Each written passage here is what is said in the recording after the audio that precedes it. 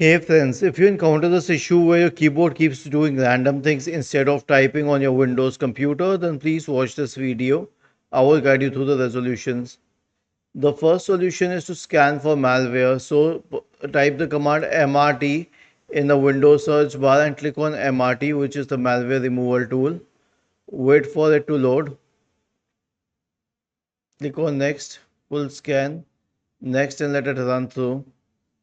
The next solution is to disable sticky keys, toggle keys, and filter keys. So right click on the start button, select settings, go to the accessibility tab, scroll down and select keyboard. You'll find sticky keys, filter keys, and toggle keys here. Turn all these three switches off. The next solution is a clean boot.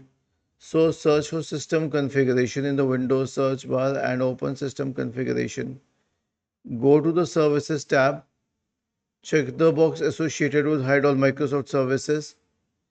If any of the services checked, click on disable all, apply, OK, and then restart. And the last solution is to update drivers. So search for device manager and open device manager. Expand the list for any drivers which have a yellow exclamation mark next to it and right click and update those drivers. So wait, I'll show you.